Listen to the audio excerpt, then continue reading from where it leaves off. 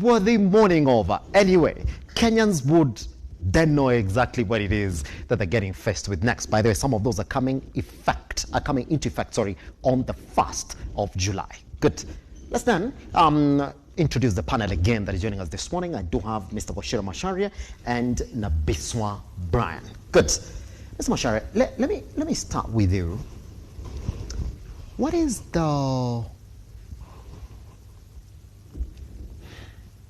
And I want to rephrase it. It looks as if with the signing into law, the Finance Bill 2023, that the Azimio coalition has lost, that no threat to go to the street, no threat of a leeway into court, no threat of coming up with their alternative finance bill, no threat of winning the battle in Parliament, has essentially given them space that this is now a won battle, just like they were told by President Ruto. Mr. Macharia. One thing, Elijah. The Azimio team needs to go back to the drawing board. Yes. They seem to have been focusing, actually in the words of Sun Tzu, The Art of War, where Sun Tzu had said that you should concentrate your forces. That is the first error, I think, that Azimio had made from the beginning. They're still making the same mistake.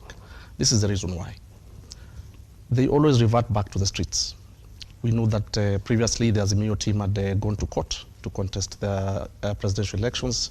They lost. They did not get any international support from any election observers. That was a loss for them. The bill has been passed. They've lost in Parliament again. They have actually even lost the recent impeachment of the deputy governor for Siaya. Yes. They've lost in the Senate. That is where they should actually try and concentrate their forces. Okay? Now, as far as whether they've lost or not, the fact is, yes, they've lost on all rounds. So what can they do? They are, first of all, always reverting to the same old tactic of going back to the streets, of which I can assure you they will lose. Okay? So if I were them, I would probably want to take into account what the leader of minority, Opiyo and I, had actually proposed. I think it was in May. Yes. When they had said that they're working on a bill to bring in the office of the official leader of opposition. That, to me, I think, is something they should start admitting as a new strategy, because in that does not mean that they're going to stop. Whether they're going to go back to the streets, that's okay. It's within their constitutional rights, as long as they don't break the law. If at all they still admit the amendment of the constitution, they bring the office of the leader of official opposition, it is better for them. It is a plus for them. Okay? That, for now, I think initially is my take. As they go back to the drawing board and try and ask themselves, what are we doing? Secondly, thirdly, they had equally said that they were planning to come up with a parallel finance bill and bring it to the people for public participation, which they did not. Again, a loss. So Azimio is continuously, in my opinion, making the error of actually always saying we are going to go back to the streets, they postponed. Yes. We are going to go back and give you a parallel finance bill, they did not deliver one. We are going to make sure we marshal our forces in the House of Parliament, they fail. Yes. So they're looking at a real critical crisis of a lose, lose, lose, lose. On that particular point, yes, on the areas that you've noted, yes, Mr. Macharia, let's go back to going to creating the official office of the opposition leader. Yes. That was already, I would say, supported by the president. Yes. And he actually did say that. But you did see the reaction of the Kenya Kwanza members of parliament in the House. They said, no, we do not think that we are going to support that. Because that, again, has to go back to the National House. Yes, and they've been losing in the National House. Exactly. They will win on that one. Because, number one, the foot soldiers, that is members of parliament and the senators who are on the president's side, they've been actually directed by their leader, that is the president. We are okay with that bill, have it passed. And I'll just give you a small excerpt on the bill. Why I say it is important for the Azimio team to actually consider and admit that bill, even on their own drafting. That bill says that they're going to create an office of the official leader of opposition. It will be funded by the exchequer. Yes. That is a good thing. Number two, it says that it proposes that while the leader of official opposition can be or will be insulated from civil or criminal proceedings while in office, that's a plus. Okay. Thirdly, it gives the leader of official opposition the chance and opportunity to address the House periodically and the country periodically. For me, why I think they should consider admitting that is particularly on this note. Number one, the office of the official leader of opposition will be a constitutional office. It will give legal mandate and legitimacy to the Azimio side of the divide, yes, to the Honorable Raila Odinga. Number three, an official opposition can have a shadow cabinet. Okay? A shadow cabinet will be like Raila Odinga, as the official leader of opposition, will have the prerequisite to appoint his own shadow cabinet to go toe-to-toe with the cabinet of the government. This is to say, for example, if there's a shadow cabinet for trade and investment, that shadow cabinet minister from the Azimio side will be toe-to-toe with Moses Kuria, who is on the trade and investment of the side, whereby if they propose this policy, if they propose this bill, it is countered on facts rather than going to the streets without the facts. In fact, I would have expected them, as I conclude, yes, to have already prepared a parallel finance bill. So what are they coming back to the streets to the people with? That's my question. Pretty much. I'll be coming back to you because then somebody is asking, what does Raila Amolo Odinga really want? Because even if we talk about the Azimio plan, we have to be cognizant of the fact that this is a Raila Amolo Odinga issue with one, President William Ruto. Right. Be coming back to you because then that essentially starts to put the plan into question because, wait a minute, they were given that opportunity to go in and sit through the bipartisan talks, which, if you do remember, they completely pulled out and the talks crashed. Now, Biswa, you and I were talking about this particular issue last week, and you did say, well, the bill was going to pass just like you had predicted. It passed, and you did say, by the way, correctly, that even the number of members of parliament were going to support this bill was going to increase. And guess what, Nabiswa, you're right. Across all those particular proposals, the numbers were incremental. In fact, even one that was really contentious, the 16% VAT on petroleum products, it got 184 members of parliament, shockingly. Is this not a loss for Raila Amolo Odinga? Because Raila Amolo Odinga and the Azimio coalition, or you like to say the minority side, were the voice of reason. You would expect, Nabiswa, that the 16% VAT, especially on that one, probably, if they were then going to be the influencers within the National House, they would have got numbers to either put it aside or to say, well, we can pass this. But then, even the voice of reason, the voice of, like, this is not what Kenyans want, because you would tell me no Kenyan would vote for the 16% VAT on petroleum products. They had it go through. Is that not a loss for Raila Amolo Odinga and the Azimio coalition, who are saying, well, you see, Kenyans do not like this. But members of parliament who are representing Kenyans are telling them, well, they do like this. Thank you so much, Elijah. Indeed, it may look like it's a loss, but from where I sit, I think there is a lot of disorganization in Raila's, in Honorable Raila's camp. Would you say though? Yeah, because his side, as from the last conversation actually, you could see serious ODM members from his party. Actually, the party had made a decision that they are going to oppose this bill, the bill. But his own members, we have some who really supported the bill, especially from his own county. Yes. Now, why I say it's a loss and it's attributed to a form of disorganization in his house, you see, as a person, his own party in Azimio coalition, there are several parties. I think there are 2 or 3 which are still live in Azimio. ODM should have been at the forefront in actually opposing this bill, no matter how many there are in parliament. You see, if you go to a battle, just fight till the end. You should not reach there cry, run back to your mother saying that, oh, yeah. And Yes. this is what these guys are doing. But now this is what they did. They did, regardless of the few individuals who decided, well, we're essentially not going to talk about it, and they know who those individuals are. Yes. Yeah, you know, it is the party position. Yes. As a leader, just you have to command your house. We have done it before. And this is actually the time we've seen a disorganized Raila Odinga house. Compared from history. Yes. This is the most disorganized Raila Odinga's team. The house said they're going to put it in order. And they know the individuals that have to discipline within that particular party. But in their own rights. Yes. In their own rights. Because when I go to the house, I'm going to represent my people.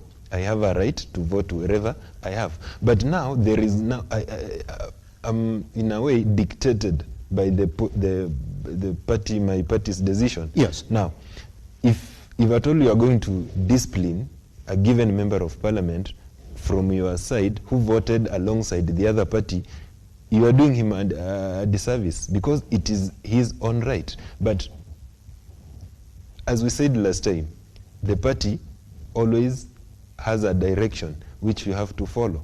Now, I was saying this during the even during the last regime. Yes. There were bills and ODM members voted 100% towards the party decision. Yes. Even in 2013. But what is happening now? Whatever is happening now is totally different from what we've seen before. Would you say it's because of the Jubilee split within the Azimio coalition?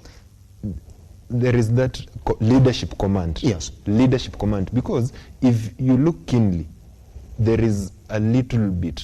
The Raila's hand towards the leadership of his people is a bit loose as compared to the previous times. Yes. That's why you can see every member, we have 7 members who have pronounced that they are going to work with the president. And you can see a number of them, they are voting in line or supporting the president's Yes. bill or the government's bills and the government decisions. So there is a point of disorganization within. Now, Biswa, would you say so when the top leadership within that coalition seems to be together? You would say Kalonzo Musyoka hasn't moved. We would have loved to see, maybe would have expected Kalonzo by now would have moved. Martha Karua would have moved. She hasn't moved. Raila Amolo Odinga, they're still together. The likes of the party leadership, in fact, the structures are still intact. It's just down here where there seems to be a bit of disorganization, you would say. But we understand. We understand why Kalonzo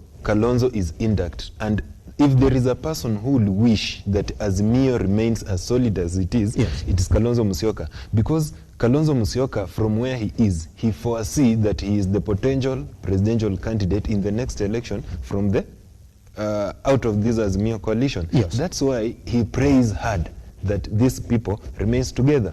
Martha Karua's factor, being the running mate, I know he is tied to that to Azimio cause because he was the running mate, and also given an opportunity, you will see people saying that her contribution was so minimal. So her being there, it's the factor that she was the running mate. Yes. So she cannot move, and even if she move, where will she be accommodated to remain relevant in our current political situation? Mr. Wachira, let's come back to that particular point, because that's what Nabiswa is mentioning then. If you're essentially going to talk about what the plan is, Raila Amolo Odinga now can't just look at himself. And that's why some people put your proposal of them saying, okay, let's sit down together, come up with that official office of the opposition, because then you would like to think, why are the rest of the hangers on? And I'm talking about the likes of Martha Karua, the likes of Kalonzo Musyoka, then all the other, the key officials now that are left in what we like to call the opposition. Where are they gonna go? Which essentially now fails to become a Raila Amolo Odinga and a Ruto issue, now essentially becomes a national conversation. Where do the rest of them go? Because it's not going to be about Raila Amolo Odinga only this time. Exactly. I want to add on to what, first of all, my brother has said. Yes. And of course, to what you've just requested, or rather asked. When I began, I said that it is important for the Azimio team to incorporate and admit and put to the House the bill of the office of the official leader of official opposition. That's it. For me, that is a very big plus for them. And I like what you've said when you've said that where is Raila Odinga? Where is Martha Karua? Where is Kalonzo Musyoka? Raila Odinga, by himself, whether he has Martha Karua or Kalonzo Musyoka, he already has a very substantial amount of Kenyan voters behind him. That's it. Raila Odinga as the political brand. He has a lifeline by himself. Okay? Now, what Raila Odinga, as a plan as to what is next for him and where will Martha Karua and Kalonzo go and the rest of, like you call them, hang-ons, Yes. rightfully so, because that's what they are. Yes. They do not occupy any legitimate political office as of now, because really, when they really mattered the most was during the election period, because they were running mate presidential candidate and that kind of thing. It is important for Martha Karua to accept that, one, she did not deliver in terms of numbers to the Azimio team as far as the Mount Kenya region goes. Number two, I'm diagnosing as to the reality of where they are between Martha Karua and Kalonzo and where they might go. Yes. Number two, I do expect, and I don't know whether Nabiso is going to give a rebuttal to this, that indeed Kalonzo Musyoka already is facing the first stages of a rebellion in his own background, that is Eastern. You've had Governor Wandeti clearly speak to him and tell him, you know, if you continue standing behind Baba, we will think otherwise. That's it. You can see that majority of the times when they're attending the Azimio meetings and rallies and press conferences, either he's not there, or when he comes as an individual. You have clearly seen what Maendeleo Chap leader, the former governor, Mutua did. He did his mathematics, he did his projections. Before the game was over, he went to the Ruto side. Now he's a minister for, cabinet secretary for foreign affairs. A very powerful post, right? Now, why would the Kamba Nation, for instance, and I'm not inciting them on any particular notion, why would they, for instance, continue to say, we've been backing this gentleman since the Moi era. The best we got back then was a vice president and a ministry for foreign affairs. But now we are out in the cold. You know, that is basically the interpretation of the Kenyan people, right? But now, and again I say, I'm not inciting anybody. If the rebellion that is starting to take root, to germinate in the eastern province areas, because the governors already have legitimate office. They have mandates. They have to deliver to the people because they're also looking at a second term, or they're looking at another higher office. So their primary focus is not to follow their party leader at the moment. Their primary focus is to deliver to the people who elected them, so that those who are first-time governors will be able to access a second term. That's it. So in actual sense, the only way and the best thing, I think, for now, realistically, the Azimio team can do, and I'm repeating it again, is to push and admit a bill that is being supported by the government side of the office of the official leader of opposition, Yes. to legitimize them, Yes. and to concentrate their forces on the floor of Parliament Yes. and Senate. And when that has a problem, they can still go back to the people, but with a bigger sense and badge of legitimacy, Yes. constitutionally. Yes, pretty much. Just before we cross over to Nabiso, I mean, when you look at the best chance for them to do that, or even essentially test whether indeed their support of the bill would have essentially given them something, it was through the bipartisan talks. Yeah. And you just said they did have also a legitimate chance in actually pushing the government to the wall, saying that, well, yes, we do accept to come to the table, but these are the reducible minimums that we're going to give to you. So you touch on them, we go back to the street, or we essentially move from the negotiation table. That's more sure. You did see that. I think even the government side, and I'm talking about Ruto in this, in a nutshell, did say, well, now they're misbehaving. We can get out of those talks and there's nothing that's going to happen. Is Ruto acting in a way that, well, regardless of what you do, by the end of the day, I'm going to win? Great. That is a good question, Elijah. Let me say this, and I'll say two things that we need to consider. Yes. And I really hope that our listeners, or those who are watching us, and my friend here, my brother Nabiswa, will probably take cue from there. He had touched on the issue of saying that where will the Kalonzo Musyokas and the NARC Kenya and the Wiper parties go? Yes. Let me shed some light to something that you need to be aware of. There is the Azimio Coalition Agreement, which states that 1 year, okay,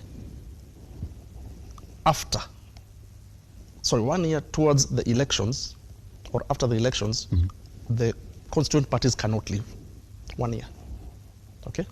So Azimio, NARC, and all others, I think there are 24 parties. Yes. They're already held by that particular clause in the Azimio Coalition Agreement. So they have nowhere to go up until the 1 year is over, okay? Number two, the same coalition agreement says 6 months towards the August elections, you cannot leave. I just mentioned 1 year. First of all, you have to be in it for 1 year. But even if you're in it for 1 year, 6 months towards the elections, you cannot leave. Can't leave. Okay? Yes. Now, if you have to leave, then you have to write a 3 months notice to them and the political parties registrar that you want to exit. That's another 90 days. So far, legally, they are bound. If you are in Azimio, you are there to stay until that time lapses. All right? That's one thing. Okay? So I think that, first of all, handles the issue of where are they going to go. Yes. Yes. Yeah? Your other question was? Does it? So the other question is, whatever the Azimio coalition do, whatever Raila Amolo Odinga does, Great. Ruto is going to win at the end of the day. That's why he had the right to move out of the table. Brilliant. Yes. Let's come to the bipartisan talks. Yes. There was about 3 or 4 demands that Raila Odinga had made. And I don't say Raila Odinga. I'm not really going to say Azimio, because there's no Azimio without Raila. Yes. So he had said, number one, let us address the opening of the servers. There was something about cost of living. There was this matter about reconstitution of the IEBC. That's it. But later on they said, oh, you guys are meddling with our constituent parties, Yes. our affiliate parties, the Jubilee aspect, the split. One side wants to take Jubilee to Kenya Kwanza, the Sabina Chege faction and the Kadini Kega faction, Yes. wants to take it out there and all that. And Yes. there is that. Now, what happened during the bipartisan? I want you to hold your thought right there on the bipartisan talks. I just want to take a tiny breather. Once we come back, we open with Mr. Nabiswa right here. Then you get back on the bipartisan talks. We are looking at what the Azimio plan is. Remember, they're meeting today just to essentially what they're calling negotiations or just consultation with their party support so they know what is their next move. If you have the president speak yesterday, it is said, well, those who want to go back to the streets, they should hold on, because it's when they're just starting with the implementation of the Finance Bill 2023. Is that the plan for the Azimio coalition? And if not so, why does Mr. Wachira right here tend to think that it's not effective when indeed it has one time made the president go back to the negotiating table? Maybe the question we should ask this time around, how can they do it differently if indeed that is going to be their winning strategy? Once we come back right here, we're still with Mr. Nabiswa and Mr. Wachira looking at what the Azimio plan is. Join us online on Lookup TV across all your social media platforms. I am Akiage Simba. Good morning.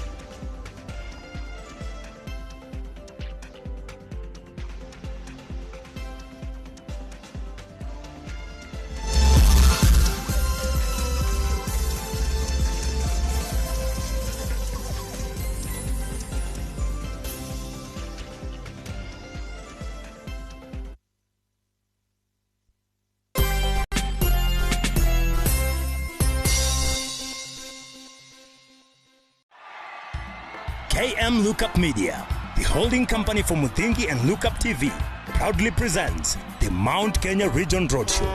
It's time to mark your calendars, because from the 4th to the 8th of July,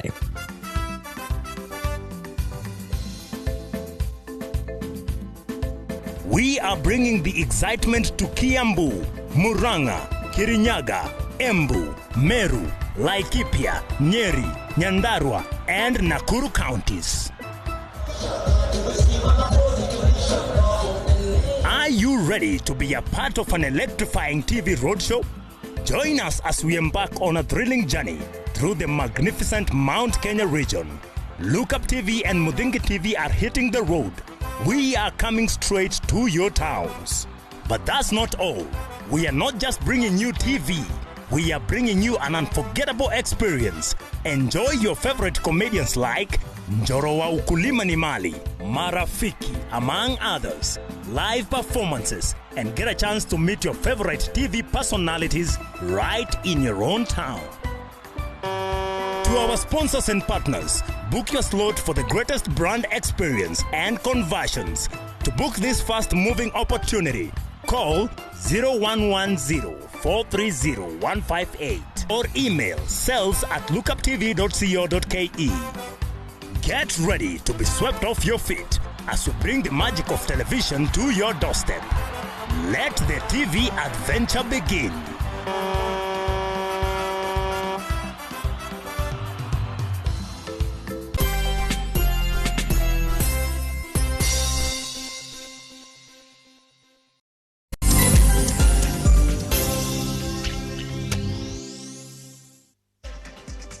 Hey, live on Look Up TV, we're gonna be taking you to the Kamkunji grounds where there's mere coalition leaders.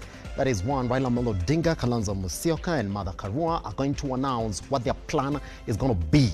That is after consulting with their supporters. And the question that was asked yesterday is, what type of consultation are you going to have when you have thousands and thousands of people who are looking at you to talk? Maybe that's another issue we're going to address today. But now, right here, Nabiswa, we're looking at what the plan is from within the party.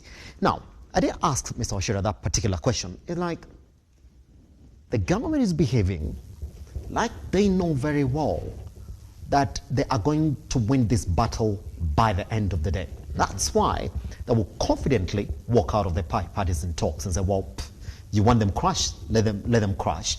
That's why they can confidently go right ahead and even move into signing the finance bill into law when they know very well that there is an opposition side that says, should you sign this into law, we're going to go back to the streets. But then they move ahead and sign it without even waiting for the court proceedings to actually end. William Ruto did have 2 weeks. He would have stayed for 2 weeks with that document, Nabiswa. 2 weeks, not even sign it. He didn't have to sign it. He would have said, well, I didn't sign it because I did wait. But if we know exactly what the law says, it would have essentially then just automatically become law. But he didn't have to sign it. But just yesterday, on a Monday, he put it into law, telling you he's a man who essentially is well aware that he's got the arsenal to win whatever battle that the opposition throws at him. Is that the picture, or there's something we're not reading into the actions of the government in this case? Okay, before I get there, yes. Wachira said something about Azimio coalition. The reason why Martha Karua and Kalonzo Musyoka are still bit together. You know, Elijah, the reason why Azimio failed to be pronounced as the majority party in the parliament, you know, during that debate, the Speaker of the National Assembly said UDM, MBG, and a number of members of parliament who pronounced that they are in Azimio have moved to work with the government. Yes. During the first day. The Speaker requested a legal document that binds them together. I didn't see anything come up. What from the majority from the Azimio side. From the Azimio side. Yes. What Junet brought in the parliament was some minutes which are not even signed by the parties, which are saying that they are moving. So actually, yes, I really doubt if there was a clear binding agreement that brought together yes. the Azimio parties together. Which was and up to now, yes, up to now, even the said parties. You remember Kingi, Alfred Mutua, them saying that let them bring the document that binds us together as Azimio coalition, because there is nothing like that. There was nothing like that. And I presume the Azimio, it was just an association or a CBO, which, okay, whose aim was to take Raila Odinga to the presidential election. Yes. But I doubt if there was an agreement. Yeah. Now, this is the reason. And this is one of the reasons why Azimio is facing these challenges. You know, one, they have minority, as we say, because those people who associated with Azimio and were elected with Azimio crossed. They have the minority. Now, if anything comes up in parliament, William Ruto, as the president, he's very confident that there is nothing that can come to parliament from his side or what he wishes that the parliament can shoot down. Now, another thing, you know, the current Azimio and the president, actually, they have come to a point where we are seeing some empty threats from their side. You know, the only thing that can be done by Azimio right now is calling for demonstration, because that's the only weapon they have. Yes. How effective is this weapon, Nabiswa? Because they would like to think it's quite effective. It's the one that gave them the bipartisan talks. Yes, and if you do remember very well, it is the Azimio coalition that pulled out of the negotiations, isn't it? So they know very well that when it comes to having an upper hand in this kind of battle, then going to the street essentially makes people look at what it is they're talking about. You know, their aim is actually, I think, even themselves know that there is no, we don't have an end game on this. They know, after all, we will go for demonstration. Yes. People will end up rioting, but there is no end results. What do they want to do? Would you like to think so, that there's no end result? Actually, it's not there. Demonstration was there there for almost... You would say that. They got an end result. They were called onto the table. They negotiated, and because they didn't like the negotiation from the government side, they pulled out. But now, even if you go for the... Okay, they went for demonstration for around 4 weeks or so. Yes. They were given a chance to go into bipartisan talks. After getting there, what happened? They pulled out. They pulled out. And the reason why is they are saying the government is doing what the government is doing is frustrating us. And they say the word serious. And Nabiswa, let me just remind you. They say that should we detect any sort of unseriousness from the government, we're going to pull out. And they pulled out. They met through their threat. Nabiswa, you will say there is an end game. Yes. Okay.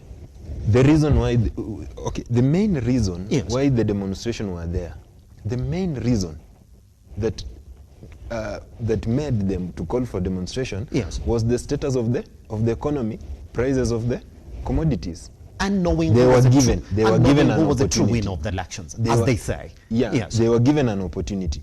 But now, when they went for these bipartisan talks, what did they give the priority? The priority number one on that table, or on the table, was reconstitution of the IEBC, and I think a reinstatement of the other commissioners. Cherera 4. Yes. There was a funny request that they want the government to stop meddling into Jubilee affair. Yes. Actually, the major thing why we believed that the bipartisan should have come in place was the state of our economy, but it was put at around position number 4.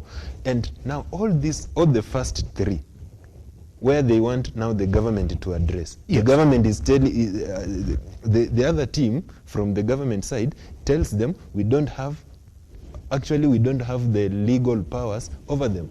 If there is in terms of reconstitution of the IEBC commissioners, it is there in the constitution. What should be done?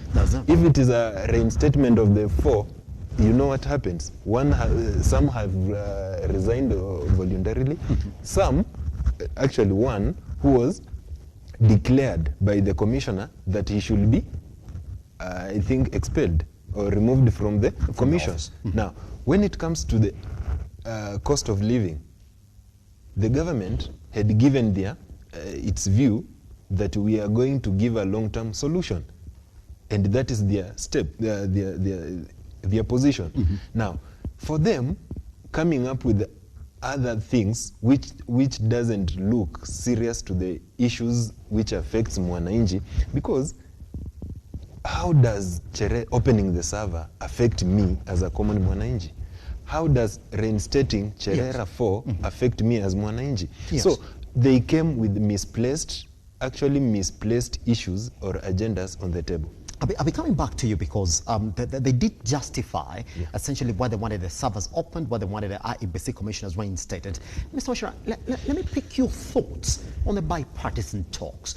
Just a bit of background, essentially, how we got to the bipartisan talks, by the way. It is because Ruto essentially read menace in the Kenyan economy. All of a sudden, even the tourists who are arriving in the country were getting those directives. Take care. Kenya right now, as we do know of it, is going through political instability. I mean, that's essentially what you call it, regardless of how the demos ended or how they were getting conducted. Then they got the bipartisan talks. Don't you think, then, that if indeed it's going to be essentially no black and white in how the government, the parliament is going to support this bill, because even the muted support of it by Ruto, essentially, you would read into the fact that maybe he's read where his members of parliament are. The Kenya Kwanza allied members of parliament, you did see how majority of them spoke. They're like, well, this is something that would have to come to the House, and then we debate on it. If the bipartisan talks were going to end in the National House, Azimio coalition know very well that is a dead end. If indeed there is a bill that is getting proposed by the president, like, okay, let's come up with an opposition bill.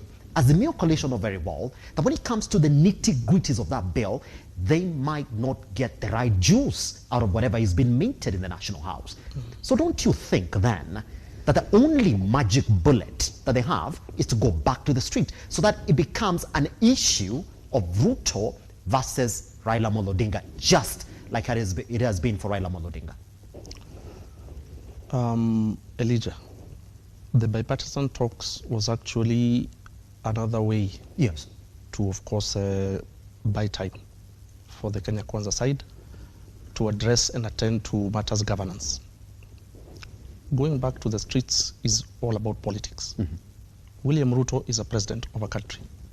He's running a government.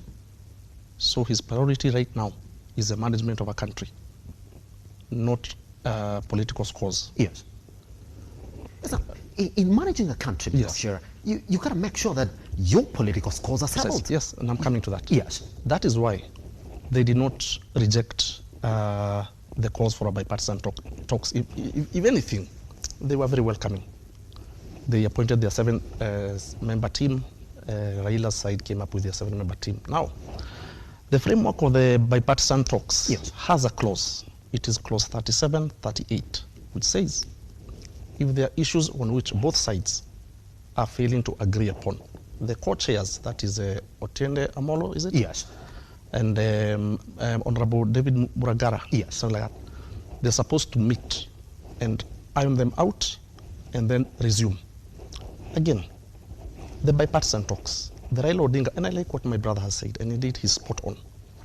He has said that the bipartisan talks were arrived at by the Azimio side, one, on a political agenda, not an economic one. They were saying reconstitute IEBC, that is a body that handles our elections, that is politics. They were saying open the servers, that is towards the election results, that is politics. They were saying stop meddling with the Jubilee, which is our affiliate party, that is politics. Then finally, they talk about the economy. I want to just let the Kenyan people know. Yes. We are living in a most interesting and important new era and new time in this country. Because for the first time, Elijah, the economic agenda, the economic status of this country has taken center stage, subject to the finance bill. We're no longer now talking about who lost the elections and who won the elections, who stole the elections and all that. That is no longer the topic of the day. Yes. And to just put it in the correct media language, it is no longer trending. All right? So the first point at which the bipartisan talks were formed, they arrived at, was from the streets. Yes, Raila Odinga made a score. Very well, let's go to the bipartisan talks. Then they blunder. They put their priorities wrong. The least one is the economic agenda, of which they would be really making the big scores. They start with the political agenda. Now, for them, they have a good opportunity. And this is what I think. Now that they themselves on their side have said, these bipartisan talks, we have suspended them. It has not collapsed. They said, we have suspended it. All right? And that is why Ali had said, having suspended it, let them consider the official opposition office. Number two, they have to go back to the streets. That's all they can do. Because one, in parliament, they've been losing. They've not won at any point. At the Senate, the same. Okay? At the judiciary, the same. So they go back to the streets, right? Raila does what he does best. Let me use this word. Gaslights the people, his followers and all that. Yes. They go Monday, they go the next Monday, they're tear gassed and everything. Before they know it, something else in our society will start coming up. Because the so-called hustlers will say, hey, wait a minute. I'm not actually gaining from anything because I am actually destroying the property of the person of whom we share the same economic strata, right? The Boda Boda guys you saw already yesterday, they've been given some goodies. They're gonna bite, all right? So in my thinking, and I hope I'm not getting out of context, Yes. is that yes, Raila Odinga, the best weapon he has is to go back to the streets. But like you said, what's the end game? Like Nabis was saying, what's the end game? The first end game was to come to the bipartisan talks and do what he did in 2013, 2017 and say, okay, fine, let's change the constitution, serikali and usumukaze. And nobody wants to say that directly, but I dare say, that was the end game. Yes. In fact, towards the bipartisan talks, that was the end game. That is why he's saying we'll go back to the streets. That's it. But it's not going to happen. I can tell you that for a fact. What would you say then confidently say it's going to happen when indeed the first round of this street demos essentially gave him the bipartisan talks, Mr. Osher? Thank you very much. Why I don't think it's going to happen, it's because of one thing. The only way that we're going to say that we're going to have a Raila Odinga or any side of the Azimio becoming part of government, yes, the so-called coalition government for the sake of the people, the sake of the economy, it will require, once again, a constitutional amendment. Now, we the Kenyan people, we the taxpayers, will be now sheep-herded towards another, what is it called? They're going to come back to us and say, okay, fine, let us take it back to the people, yes, and run about and ask them whether they think it's right or not. It will only take, once again, the Kenya Kwanza side to say, you see, he's no longer fighting for your economic issues. Yes. They're asking for a political office to be created for them. Then the Kenyan people will say, wait a minute. And that's what I think is all going to happen. They'll say, now, we're going to create an office of a prime minister, a deputy prime minister. That means we're supposed to now create an office for individuals. All right? As opposed to, how are we addressing our cost of living? How are we addressing the taxation issues? Yes. Let me just finish. As opposed to, let us create an office of the official leader of opposition, yes, which will be like a parallel government, which will legitimately challenge and address the issues of Mwananchi. That is my position. Pretty much. I'll be coming back to you because that was towards the breaking out of those bipartisan talks. That was the point of essentially discarding their finance bill 2023 in its entirety. They did introduce it towards that period when they were saying, should we go back to those bipartisan talks? This is another issue that we want them addressed. I'll be coming back to you on that, on exactly how they can get more fire around this issue for the cost of living and the state of the economy. Now, Bisoa, the question is going to be then, today they're going to meet, and that's what they've said, that we're going to meet and we're going to consult from our people.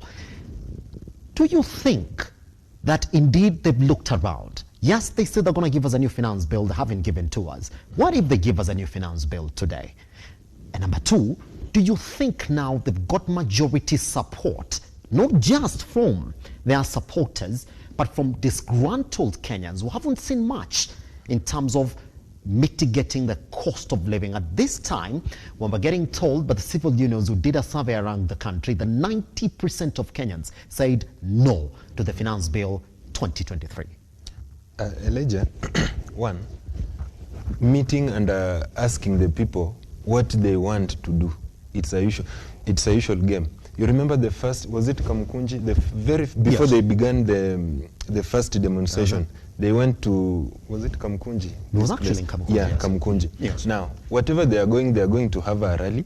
Out of that rally, they are going to tell us that the demonstration are going to be there Monday or this day. Actually, it's a usual thing that has happened. People are not going to vote to say, yes, we want this or not. Yes. They are going to pronounce, to give direction. Actually, it's going to be a platform for them to give direction Does it? of what they are going to do. If you listen to Raila Amolo Odinga just before, he said that we're going to meet in Kamkunji, he did say that wherever he goes, people are telling him we need to go back to the streets. And it's not him who's been telling them we need to go back to the streets. Then he said, well, before we go back to the streets, let's meet and talk about what another strategy could be around this issue. Now, they've said they're going to the street because of the finance bill that was passed. Now, coming back to that issue of finance bill and giving a solution, you know, where we are currently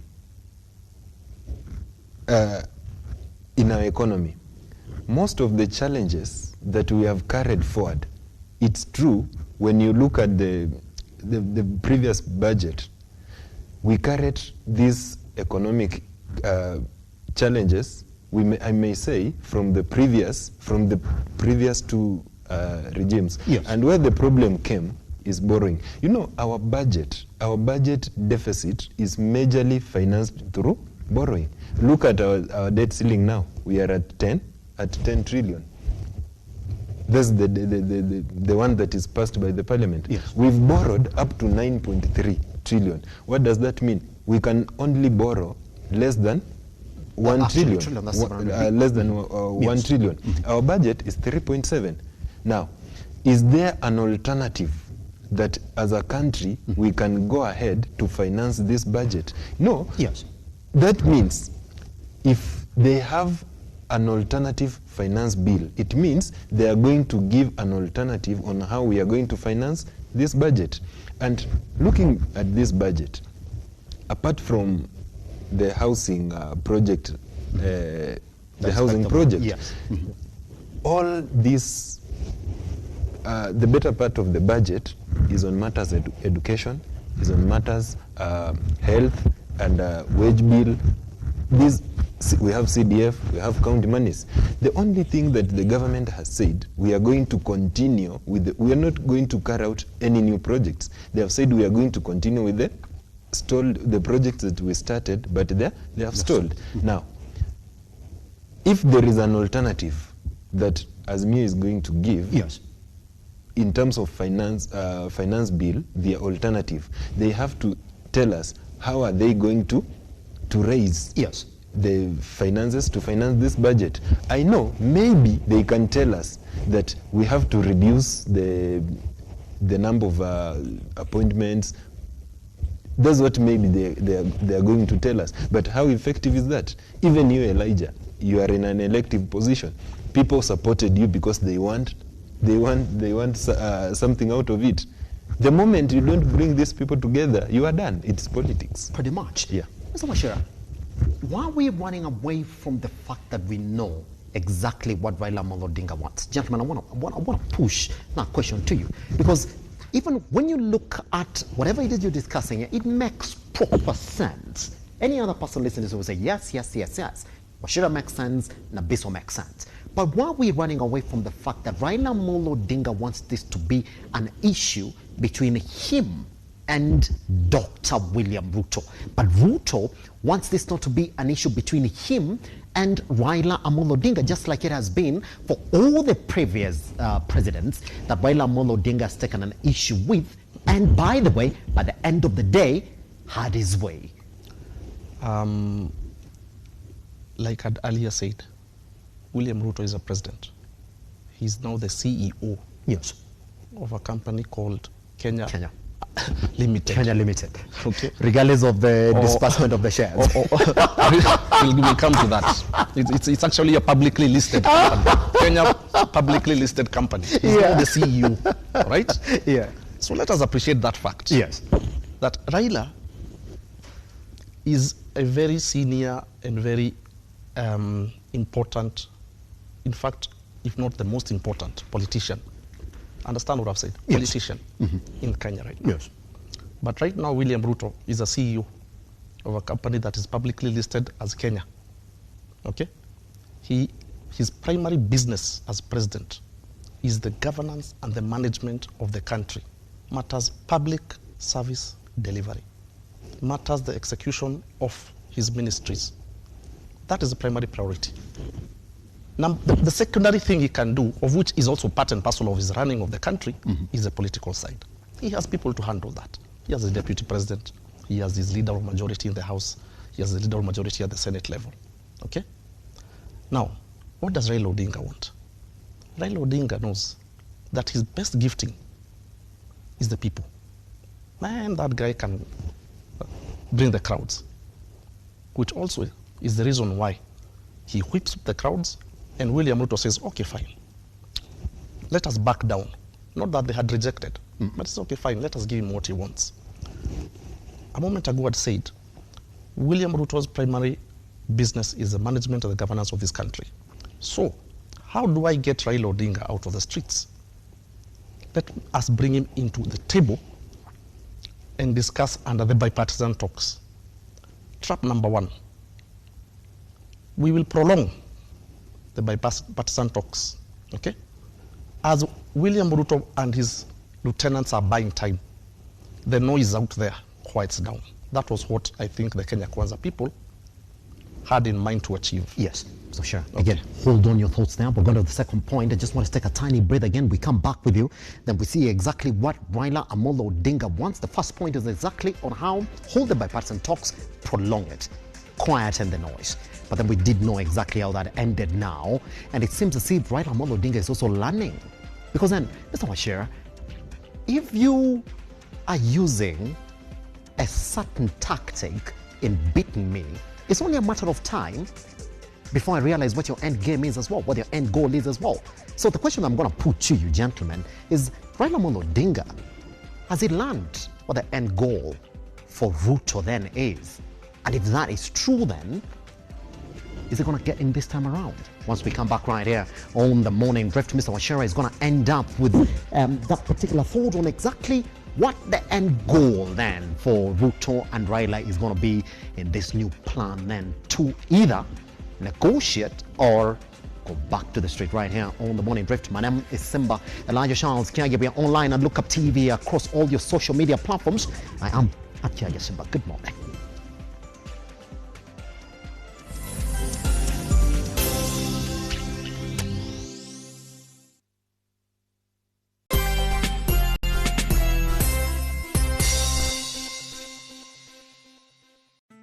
Once again, tuko hapa Angel Center for Abandoned Kids, all because of you. My name is Catherine Wanjiru Njero. I am the admin, Angel Center for Abandoned Children. Our founder is Wamaitha Mwangi. We currently have 64 children, 32 going to school, and among those 32, 2 are special children, and we are left at the home with 32. Now the toddlers and the infants. To the Lotto Foundation, thank you so much for remembering us. Guys, we lack words. We lack words. We don't know what to say. Thank you for remembering us. You made a promise and you have delivered. And may God bless you. To my fellow Kenyans, as usual, cheza Lotto, sio ndoto. Angel Center tumeshinda Lotto. Every time you play Lotto, 25% goes to the Lotto Foundation, which supports our fellow Kenyans through various causes. Thank you for your help. Together, we are changing lives.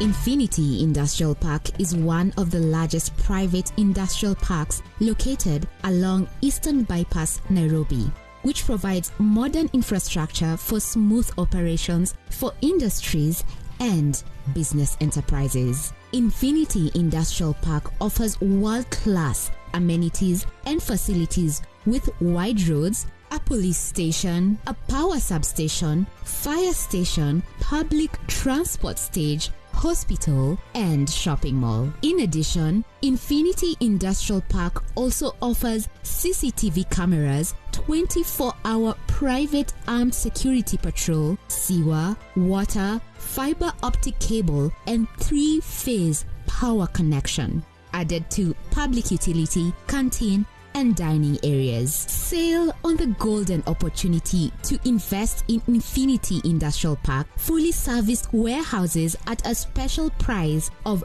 3,569 Kenyan shillings per square foot. For more inquiries, visit our website infinityindustrialpark.com.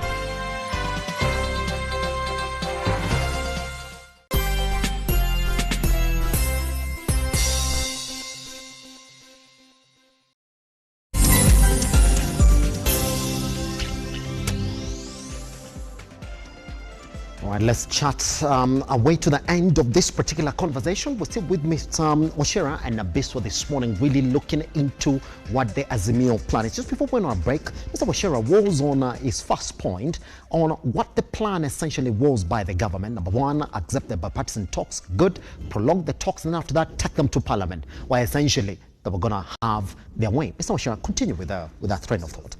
As the bipartisan talks were agreed to, yes. It bought some time for the William Ruto government and his team to get towards the focusing of the management of the country, towards the drafting and the passing of the financial bill, the most contentious bill so far in this country. Okay? But that was the time and the opportunity that the Azimio side, if I was their political advisor, I would have urged Raila Odinga and his team to actually push for the suspension, okay, of the finance bill. Because they would have cited the part that was saying, okay, fine, we're talking about cost of living, okay? But cost of living can only be addressed practically, constitutionally, legally, through a finance bill. But what you're tabling, we have a problem with it. So now how do we address the cost of living, yet the finance bill has already been passed? I think for me it's a case of too little, too late. They had the time during the bipartisan talks to say, before, one of the conditions is, let us not first of all put this bill in the House, right? Let us look at it, okay? In the bipartisan talks. They had the opportunity to draft the so-called parallel finance bill that they had said they were going to draft. I think it was Wycliffe Oparanya who had said so. Yes. And then present that to the people. Once again, go back to the people and say, as we are talking, as we have requested that the government first of all put a stop to the finance bill, as we have we address the cost of living, yes, they themselves now take their parallel finance bill to the people. My friend, in our constitution, there is Article 111 that addresses public participation. And that is one area that we as Kenyans are really failing. Because we always listen to what our political leaders are telling us, and we take that as gospel truth. Do you know, for example, my brother Nabiswa, Elijah, my good friend, that in 1st October 2022, okay, there's a man who was called Victor Okul, a Kenyan, who exercised Article 119 of the Public Petitions Act and petitioned Parliament, all right, to go back to the Bomas draft and amend the constitution and create an office of a prime minister, a deputy prime minister, and the office of the leader of official opposition. Are you aware of that? It is there. Our speaker, the current speaker, Moses Wetangula, was petitioned, rightfully so, constitutionally right, by Victor Okul on the 1st of October, 2022. That was not a month after the elections, right? Yes. How that went, it's in the Hansard, of course. Kenya Kwanza did their thing, all right? So these are the areas that I'm really addressing that. Number one, as I conclude, too little, too late for the Azimio side. Even if they come up now with a parallel bill, what they'll be addressing now already has been passed. It's going to be exercised as law. Yes. So too little, too late. Yes. It was their best opportunity as Azimio to go to the bipartisan talks and address the cost of living by saying, hold on, with your finance bill, we have a parallel bill. Okay? Of course, that would have been not quite admitted in the bipartisan talks, but they would have taken it to the people. Now the people would have gotten the opportunity to exercise fully Article 111 of public participation and say, according to what we are being told, right? And of course, with the help of the fourth estate, you guys. This, I think, is where the finance bill is going wrong. Then we are with these people. And I think that's where they lost it. Who should be asked this question, Mr. Wachira, just before we cross over to Nabiswa? Yeah. Who should be asked this question? Until what time are you going to watch people go to the street? Who should be asked that question? Is it Raila Amolo Odinga or is it President William Ruto? Number one, both people. Because both have their constituents in terms of followers. What does Raila Amolo Odinga has to lose if people go to the street today? Raila Odinga has a lot to lose in actual sense. Would you say so? Yes. Yes. Because number one, Yes. the Raila Odinga diehard sycophantic supporters, and I dare call them so, they are now becoming lethargic towards him, towards his style of politics. They haven't failed him every time he's called them out to come and riot. I'll beg to differ, because I'm telling you that, for instance, the protests are in Nairobi, and not the entire Nairobi County. They're in pockets, very small pockets of Nairobi. Okay? So you will realize, for instance, you'd have expected the biggest uproar to be in Kisumu. Have you seen it? Really? No. That is where his right-hand punch politically is. It's in Kisumu. Governor Anyang' Nyong'o, is it? Yes. He's more important, he's more interested in the management and the development of these people down there. So I want to say this, and I say this with complete, absolute conviction. The stronghold of Raila Odinga, the fellowship, the discipleship that he enjoyed previously is fast shrinking. Fast shrinking. In what were you going to say that? Let me just bring in, because there's a question up to that. Yeah. That indeed we do know very well that we can talk about President William Ruto being the president right now, but we do know what the margin was in the just concluded election. When we get a big cognizance of that, I mean, putting all the facts together, you will say that indeed these two gentlemen command a following in this country. So, Nabiswa, just before I go back to Wachira, just to paint a picture of exactly why he thinks that Raila Amolo Odinga's support is winning across the country because of the current call for demonstrations, who should be asked this question? And then the weight of this question, who should carry it more than the other? When I say up to when are we going to see Kenyans in the streets of Nairobi or whatever it is the demos are going to go this time around? Who should answer that question? Is it Raila Amolo Odinga? Is it William Ruto? Okay, for me, this thing cuts across. Should it, what position does Raila Amolo Odinga currently have in this country? Can't we see him, aren't we allowed to see him as just a Kenyan? Okay, Raila Odinga is just, okay, he has been a leader, he's a leader, yes, not only in Kenya, he carries even the name to the global map. Yes. He's known out there. But now, whatever picture goes out there is that he's considered as a Kenyan patriot, yes, by the international community. Exactly. But how does international community view him? He's protesting. When the president goes out, he says, I won against this man, but he has been continuously staging demonstration against us. Now, like this time, he will say, I won. Results were there very clear. He went to the Supreme Court. Raila Amolo Odinga will say, well, they didn't win. And he's been maintaining that to date. Okay. He didn't. He went to the Supreme, he said so. Yeah. He went to the Supreme Court. We saw, even from us, media, you are covering those results. Every step, every form, as they were coming in. They were everywhere on the portal. Even me, I could log in and see. They were given an opportunity to go to the Supreme Court. We saw. They were given an opportunity to tell us where the problem is. Actually, I didn't see anywhere where the Raila's team came and said, yes, in Murang'a County, we got 100,000, but IBC has given us 20 votes. It never happened like that. We were given an opportunity to open around 42 boxes. Yes, in they various polling opened, stations. Yeah. whatever was found in the boxes is whatever has been filed. They were given an opportunity to go to the to IEBC servers. They did whatever they did. They came out. Yes. The ruling was made. Just after 6 months, now we are being asked open the servers. Those questions should have been raised during that time, yes, on the election thing. Now, Raila Odinga, actually, this demonstration thing has costed Raila all around 10% or 20% votes.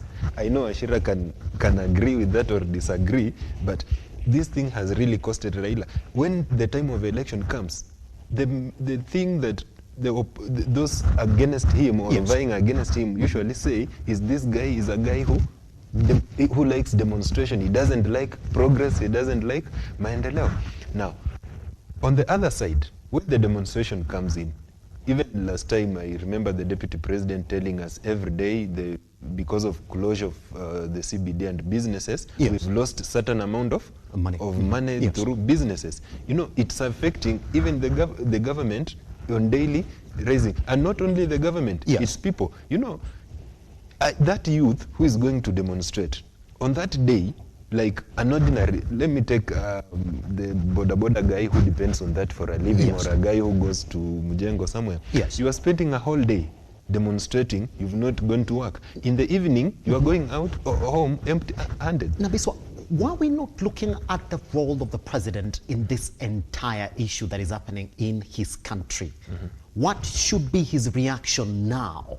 Because the Azimio plan looks, it's let's go back to the streets. Mm-hmm. And they know very well that that is exactly what has given them a peace in a negotiating table. What should be the reaction of President Ruto in this particular issue for the Azimio plan? You know, the president gave them an opportunity. And as Wachira has repeatedly said, yes, he gave them an opportunity. Actually, he was the very first person to give an opportunity for talks. And he said, we will give talks in line to the Constitution. Yes. And he allowed the bipartisan talks. Yes. Now, should I have asked then that why is Ruto not becoming wiser like the other presidents before him have been when it comes to the issue of dealing with Raila Amolo Odinga? Because we can't close our eyes to the force that Raila Amolo Odinga is in any government that comes into place. You mean bringing him on board? That's it. But we know the end results, what is it has happened.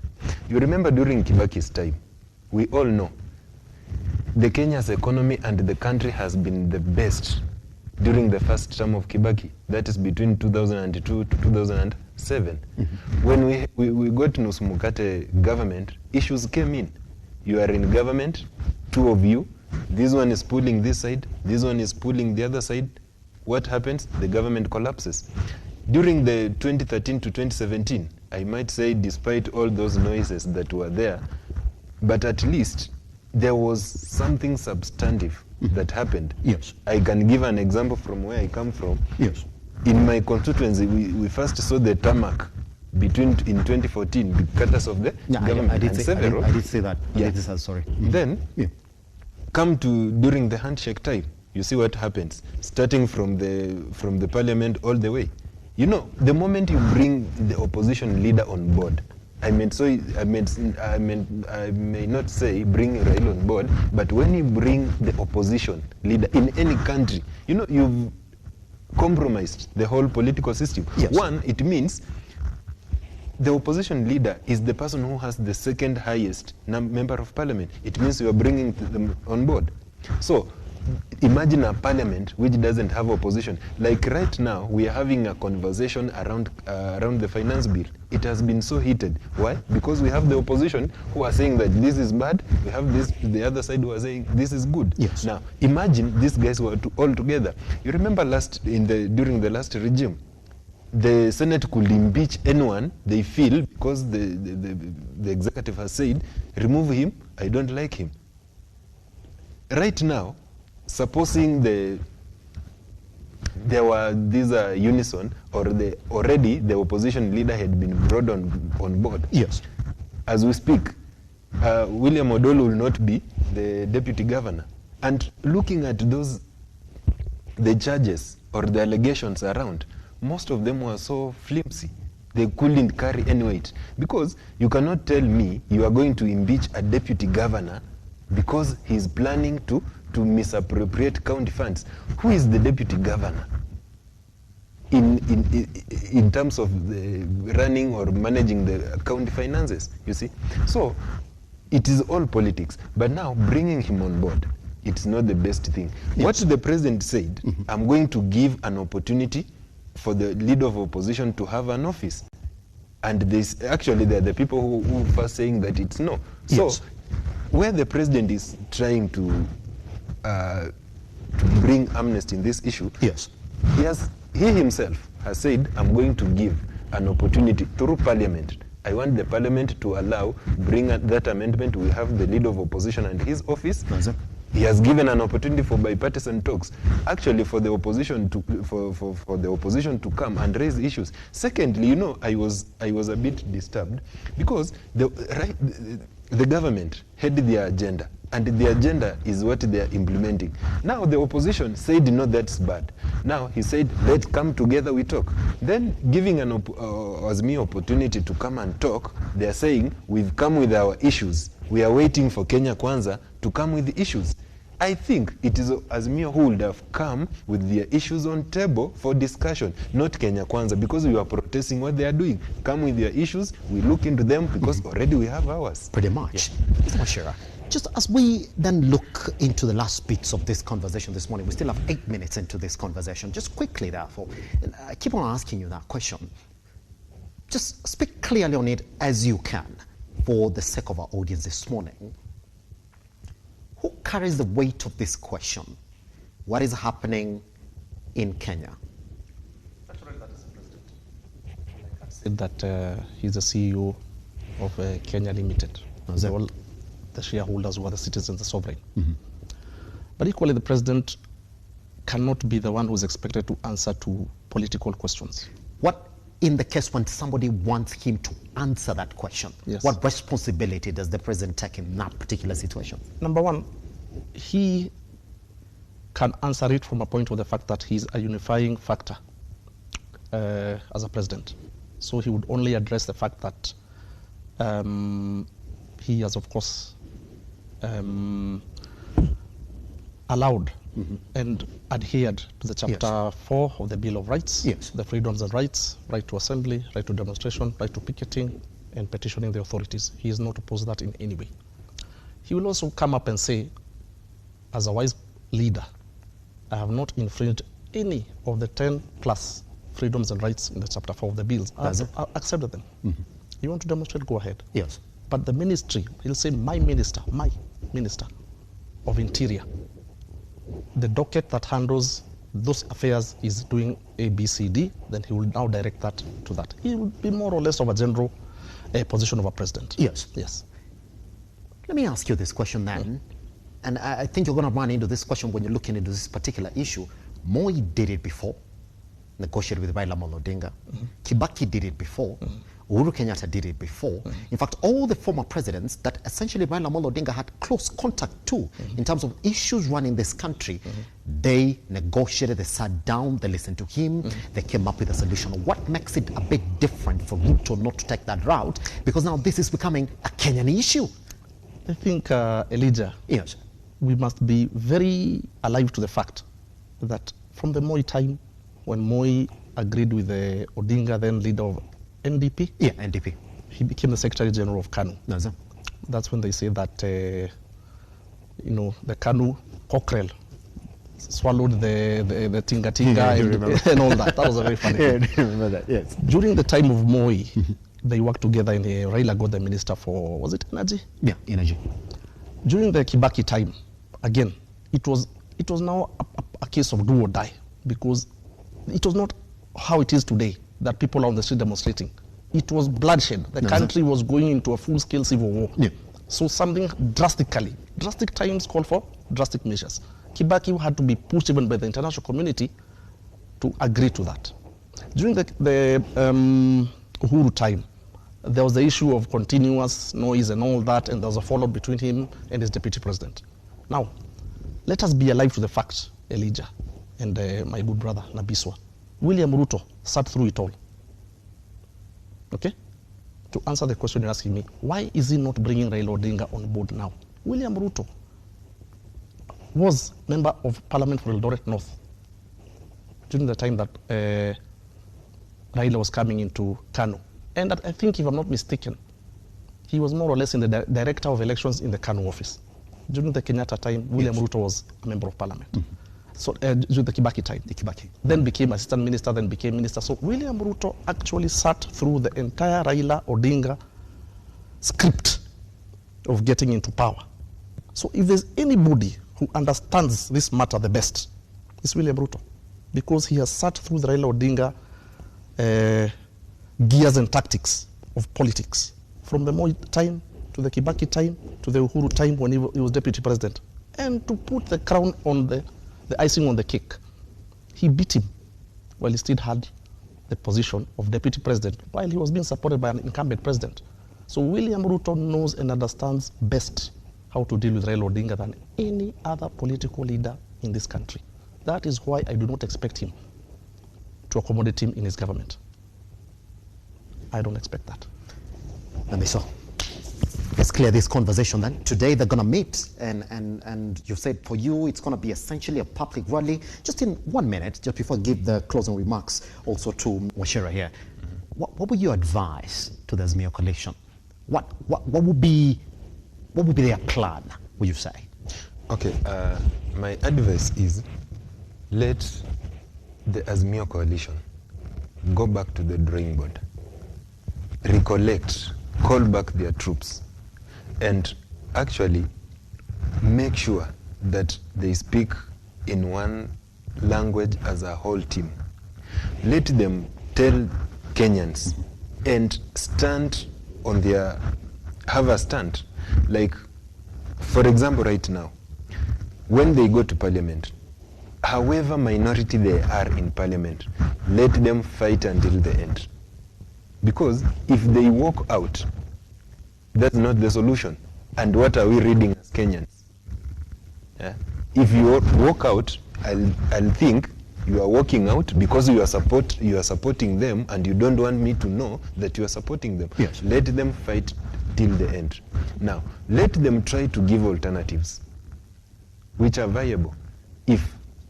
And also, there are some things I'm sure even themselves know, like on the finance bill.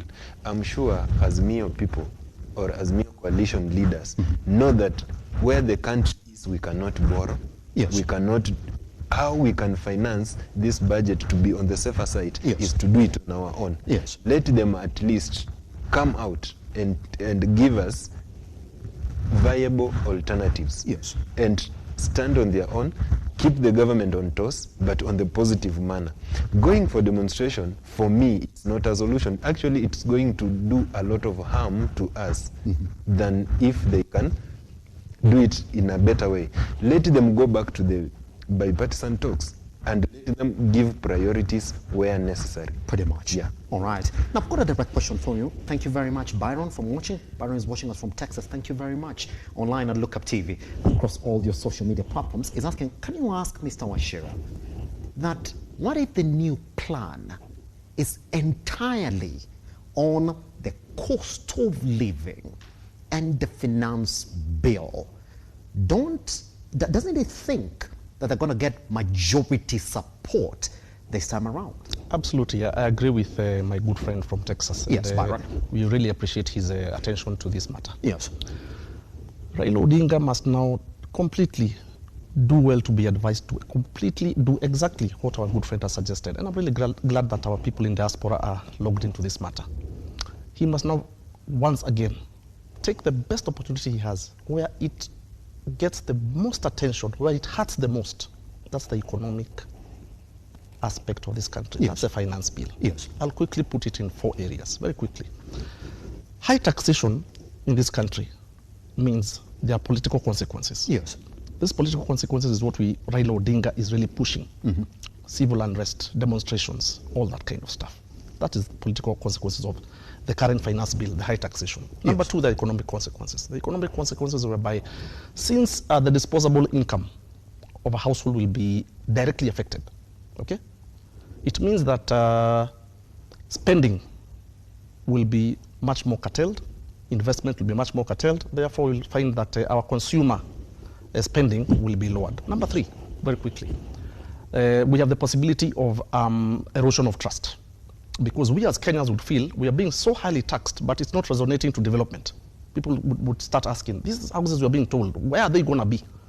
That kind of thing. I mean, we're being so heavily taxed, but our quality of life has not changed. No, sir. Lastly, what we might probably suffer from, and he's in the diaspora, right? Is brain drain, okay? Whereby Nabiswa feels, okay, fine, I'm being so highly taxed. I think I would be better off if I go to, you said this somewhere? Yeah, Texas. Texas. Yes. I'd rather join my brother in Texas. In Texas. That's brain Yeah, drain. that's it. So that's four things. Yes. So if Raila Odinga now wholeheartedly, Yes. and as I began my conversation and my submissions by saying, he should read from the book of Sun Tzu, The Art of War. Focus and concentrate your forces. He should now attack directly the economic and costs of living. Pretty much. Yeah. All right, all That right. is the point he'll get ahead. Pretty much. 15 seconds. That's the only time that we have left on this particular show. Ojuka, thank you very much for watching. He's saying that he should sit with you and correct you on the basis of the Azimio coalition. He says that indeed this is a test platform for what the Azimio coalition is going to look like now and for good as a route for 2027. Do you agree that now is Raila Amolo Odinga's test time to see who we can move forward with in 2027? 15 seconds. Thank you for him. Actually, Ojuka. captured Yeah. Ojuka. Yes. You know, Azimio coalition, Yes.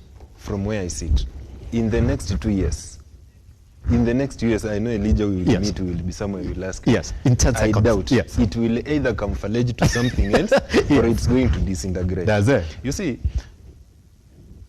those members of parliament, they know, everybody knows that unseating the sitting president is a challenge.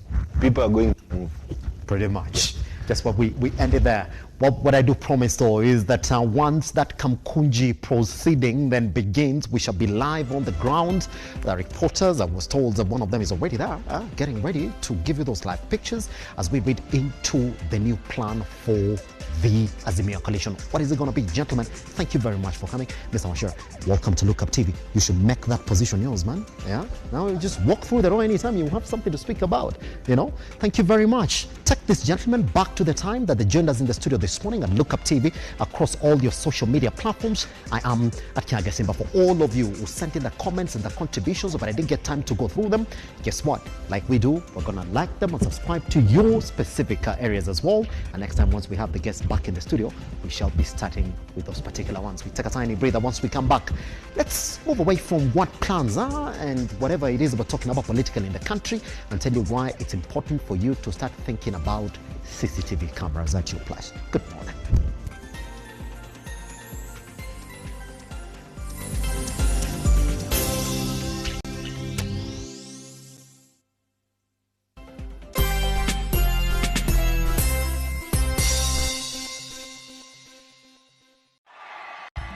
KM Lookup Media, the holding company for Muthingi and Lookup TV, proudly presents the Mount Kenya Region Roadshow.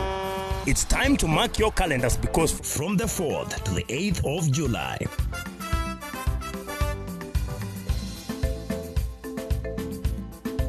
we are bringing the excitement to Kiambu, Murang'a, Kirinyaga, Embu, Meru, Laikipia, Nyeri, Nyandarua, and Nakuru counties. Are you ready to be a part of an electrifying TV roadshow? Join us as we embark on a thrilling journey through the magnificent Mount Kenya region. Lookup TV and Muthingi TV are hitting the road. We are coming straight to your towns.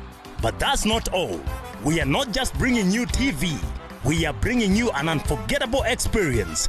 Enjoy your favorite comedians like Njoro wa Ukulima ni Mali, Marafiki, among others, live performances, and get a chance to meet your favorite TV personalities right in your own town.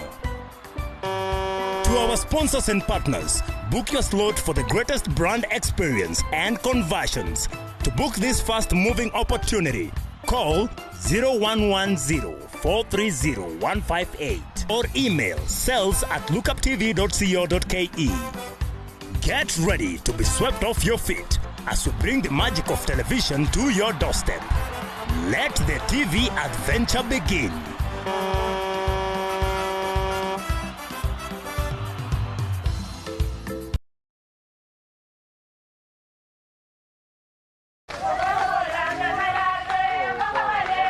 Assalamu alaikum. Siku ya leo tuko katika kaunti ya Kwale.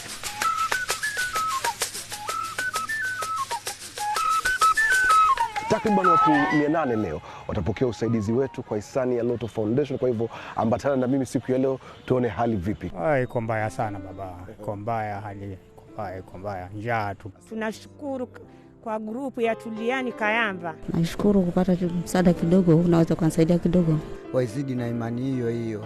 Asante sana kwa Lotto, manake imebadilisha maisha, imetugusia maisha yetu, na leo tunalala watu tofauti. Na mbona kasheni, nashukuru na Mungu akubarikieni. As long as we go with that theme that ukicheza kila mtu ni mshindi, we will also continue to support. Kwanza na wafurahikia sana, nataka tena wakija wanikumbuke mimi mzee wao. Thank you for your help. Together, we are changing lives.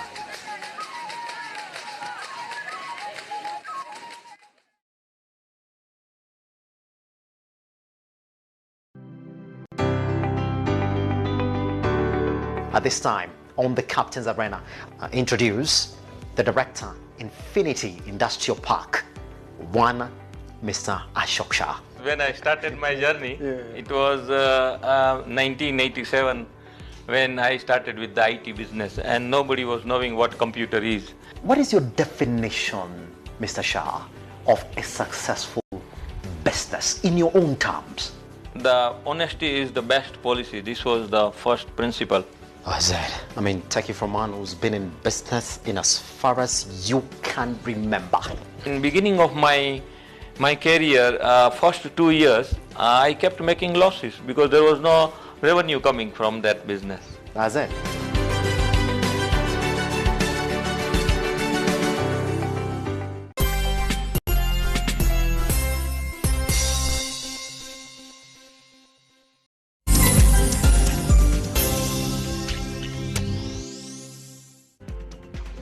Welcome back to Look Up TV. My name is Simba Elijah Charles Kiage, and thank you very much for being a part and parcel of our conversations right here this morning, all the way from 7 a.m. So we still have the last part of the show to chat, and we're going to do that right now. But just before we get there, indeed, when it comes to security and CCTV surveillance, it is now grown into something that should be part and parcel of our normal day-to-day operations, all the way from business to personal reasons. It's now getting to a conversation that you gotta know and really know how to interact with surveillance apparatus. So you look around, you're gonna see stories that only emerge just because there was some sort of surveillance essentially happening in those instances, either at home or at the workplace. So today, what we're gonna do is talk about reasons why you need to understand surveillance, and we're joined by Frederick Maina, or Doc Fred. Fred, how are you doing, sir? I'm fine, thank you. Happy to have you around. Let's start this conversation like this. When you're talking about the importance of surveillance, from what perspective are you talking from? Thank you so much for this opportunity. I'm humbly happy to be here. When you talk about CCTV, surveillance, we mean CCTV. Yes. Basically, it's closed circuit television. Yes. It's quite different from what you have right now here. It's quite different when you talk about closed circuit television. Okay. It's signals that are very private. They are not public. They are very private, whereby they are monitored and they are signaled to a particular person. They are not public. Yes. For instance, in a TV, where in this case, you'll find that this is public. But when it comes to the CCTV, it's very margin. It's for one person or maybe 2 or 3 who may have the password to access. That is CCTV. And basically things have changed now, and everyone is having that particular thing that you use maybe to gather information, to have footage for records, and mostly it helps you maintain and know what you're doing with your work. For instance, right now, in this area that we are, in this era, you'll find that you can't be everywhere. You need a third eye to manage what you're doing. So that's why now we have the CCTV. CCTV basically is surveillance. Yeah, and I want you to understand that every time that you're working, you can't be everywhere. That's it. You need to be here you need to be there, but you can't be there personally. That's it. So that's why we have a third eye. And this is very funny because you'll find that you have 10 eyes. You can manage at one single room. You yourself, you'll be there and you'll know that so-and-so is doing this, so-and-so is doing this. So basically everything is changing. We are going to whereby we are going to be using cameras, whereby these cameras, they are going to have motion sensors that you don't have to be there to record. You just have to, something moving around, then it starts recording exactly, immediately. exactly. Yes. Yeah. Yeah. All right. So the other question that you're going to find come up more often is I would say the infrastructure. Yes. For, I'm saying personal houses. I'm talking about home compounds. Okay. Yeah? I've got this question. Why would I ever think about installing CCTVs in my home, either inside or outside? Let's start from inside. Yes. Do you think it's important that in your own home you install a CCTV surveillance center within the house? Yes, it's very crucial because you need to have peace of mind. Peace of mind is very important. Because, for instance, you have a baby somewhere and you have a caretaker or you have a house girl and you are working, you're here working. You need to know what is happening there.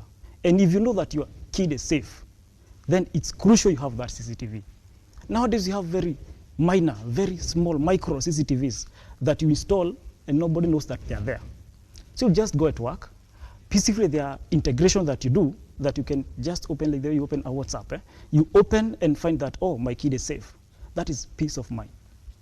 Peace of mind. And also, secondly, you need to have that CCTV to take care of what you have. It's very hard and it's very painful to work hard. Then you have a car somewhere, then somebody comes and vandalizes. Theft, you'll control theft. And you know that if nobody steals what you have, if nobody takes what you have, definitely you have peace of mind. And that's why I say it's wise for you to have a CCTV in your home. What would you say to those people who say, well, that is a bit intrusive. I would not want to get into that level of real-time monitoring in my home area. What would you tell them? That the guys who have got a negative opinion about CCTVs, what we normally say people do is essentially put them outside the compound or just by the gate. But then they shy away from making it real time within the premises of the house. I'll tell them, you'll find that that is the one major disadvantage of CCTV. There is no privacy. There is no privacy. That's something maybe we have to deal with it. Because somebody will say, I don't need that CCTV because I won't do what I want at this time. They won't do that. So what they do, this is something that everything that has advantage has disadvantage. And that's what I'm saying, this is something you have to do with it. Because if we check, the advantages are so many as compared to disadvantage. So let's go to the advantage part of it. And we say that we need these CCTVs because we need real-time monitoring. In case of something happens, you have a storage and you have a proof that so-and-so did this and so-and-so did this. Though it may not prevent theft, because if you are determined to steal something, you're still going to steal it, you still do it. But you still have CCTVs in it. But there is the major part of it that you're going to say, at least even if it's not 100% secure, 99%, it deter those guys who want to steal. That is one thing that makes them know that this thing is very important. It's very secure. Good. Direct question just before we go deeper into whatever level of tech now is getting exposed to these surveillance systems. People say, well, you also need to indicate that indeed you do have CCTV, especially for security purposes. Would you advise people to indicate that this home is essentially supplied by CCTV, or you would just tell them, just have your CCTV, you don't have to indicate that indeed you do have surveillance? You should. You should, yeah. It's a law. You should. Hold on. It's law that once you have CCTV, you need to indicate that this facility is monitored by CCTV. Yeah. I'll go a bit far and talk about maybe something like electric fence. You see, when you have an electric fence, it's there. You never know whether it's engaged or not. But it's good to give a warning sign. So in case someone comes and touches that fence and being knocked down, you're not responsible because there was that warning sign. So it's good. So they're the ones who decided. Yes. So you need to have that notification, that sign that this house is under surveillance. The one thing, it's because it's going to give you that if you are a thief, I'm not saying you're a thief, if it's going to give you that, it's going to tell you that, you know what, Yes. I should not do anything that is not good in this area, Naza. because definitely I'm being recorded. That is one thing. Secondly, there is that class that comes when you have CCTV in your area. There is that class that comes in your house that, okay, there is a CCTV somewhere, so I have to be careful. You feel even proud of yourself because of that CCTV. Basically, Yes. if you go to the back of the village, Mhm. if there is a village, a homestead that has that CCTV, they are kept somewhere. So for your ego also, let them know that you have that CCTV. this is quite a protected area, Exactly. isn't it? Okay, now let's go deeply then into this conversation for CCTVs, for surveillance, essentially. Okay. The systems have grown in terms of their technology. I mean, you would essentially track them back to the time when cameras were essentially recording through time. Once you Exactly. turn it on, and there's no way to turn it off even when you're away from home, up to where we are right now. It is fully a technological space when it comes to how we interact with these facilities. Do you think the more we grow into it, the more intrusive these systems become? In the sense of that at any time, particular time really, I can look into what is happening in my house right now and any other things that's going on there, despite the fact that even the people in the house know that indeed there's a system here that's recording this. It's true. Everything have drastically changed. Each and every year we get new set of cameras, Yes. new set of technology. For instance, I'll give you an example. There is this camera that is coming along by mid-July. You're going to find that you don't have to be there for it to record. I said that at the beginning. Yeah. You only have to have your phone and activate. Should it record or not? Then they have motion sensors, whereby if there is something moving around, they record. They don't have to record 24 hours and there is nothing to record. So they just record what is necessary and what is supposed to be recorded. That's it. Yeah, so you can even monitor what is happening at a given time. If you want to to find a footage, maybe something happened, you don't have to play back the whole day. You just go specific time that there was a motion. That's where we're heading to. And this is going to advance, whereby I'll be here and I can open for someone who is at home my gate. I don't have to have a watchman there. I just have to key in and open the gate. All right, see who's there, and then after that, the camera will recognize you and maybe give me the name, and then I'll know whether to open or not. Pretty much. Sure, also when it comes to the cars, the number plates, there is a certain car that can come to your gate and the camera will recognize that you are not supposed to open for this person. So you just decline the opening of the gate. The Yes. opening of the gate. So essentially we're getting out into AI, especially when it comes to surveillance systems, isn't it? Sure. Pretty much. Let's talk about another one now that I can be able, through my surveillance system, to even communicate to the people within that particular facility. Would you say that it's overthought in the sense of in what way is it going to be helpful for me to be able to communicate with the people in a house through my surveillance system? I'll tell you this. I've seen videos on YouTube where, just like you said, a camera picks a motion and then immediately your phone alerts you that there's some motion somewhere. And so you start watching it and all of a sudden you have somebody by your door you do completely not recognize. And in one way or another, you're able to tell them, I can clearly see you and I'm recording this and I'll be sending you to the police. Yes. Do they not helps in a way, going by the fact that if somebody wants to steal, they're still going to steal? Sure, but they do help, because what I'll tell you is that change is inevitable, and you have to move with this change. The cameras that are coming in, they have audio in and audio out. Does it? So if there is a camera there, I can communicate to someone who I can see via the phone and respond to me because I have an app that is integrated to that camera. Does it? It's very simple. And actually, it's going to be very easy. Maybe you want to give directions, if you want to maybe talk to someone, if you want to guide someone, somebody who is lost in your house, maybe you have a mansion and somebody is lost somewhere. It's very good because you're going to communicate through that camera. Directly they have to them. video in and video out. And video out, audio in. Yes. But people say this then, that the more we develop these systems to give us real-time monitoring, that I can see you, I can communicate to you, I can open doors, I can turn off lights, I can turn off water sockets in the house, that the more we become susceptible to hacking, that's a system that is not essentially that secure if you can access it from anywhere. Somebody who wants to access your house can also hack into that system and access it, because the level of security that you're using is just over the internet. And we've had so many cases of where these security systems that are essentially supposed to be secure are also getting hacked. Do you think that's an area that the guys who are giving these solutions, the surveillance cameras and software, have not essentially thought deeply about? I don't think that is true, because Yeah. You see, when you have that CCTV surveillance cameras, maybe at as a single unit, it's very possible. But you have to integrate with alarm, and this make it hard for them. Yes. Yeah, because if it's just cameras as a single unit, that's going to be hard. Yeah.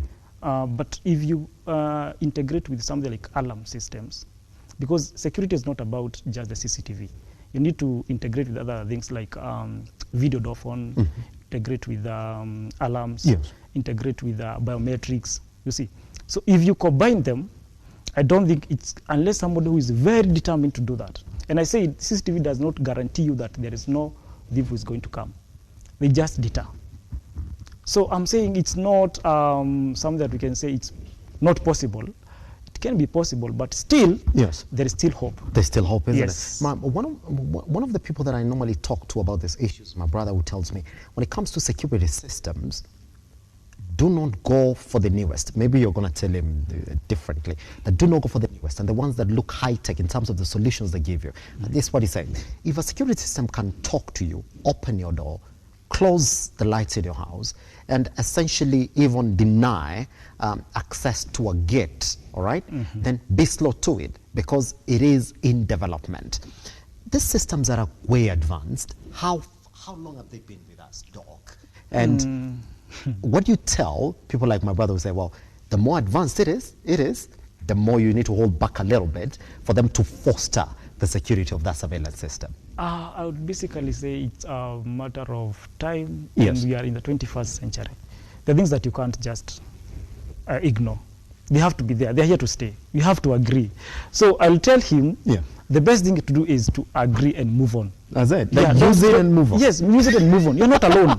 Everyone is using it. You're not alone. So don't just step back and say that. It's like saying, I'm going to use analog cameras because they are more simple, they are more secure. You know? But right now we have IP-based, whereby you need my IP address to access my camera.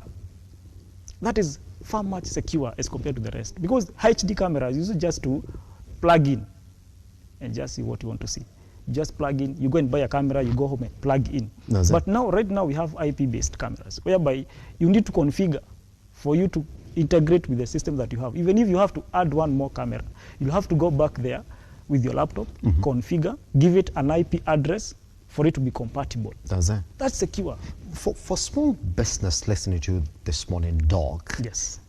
I'll give you an example. The only place I've seen it is in a car wash, where essentially the owner is not at the premise, but then the camera is gonna just keep on recording the activities that are going on at the car wash. For a small business person, what would be, other than security then, because then you're saying that these systems are now become more integrated in terms of their applications, why would a small business owner decide, let me get a surveillance system in my business premise today? First and foremost is for records. Maybe you want to know what happened on this day at this time. Okay. That is the major one. Yeah. Second, you are going to, another advantage is productivity. Because if you know that your boss is watching, definitely you have to work hard. Is that why some people would? You better, you better rest well.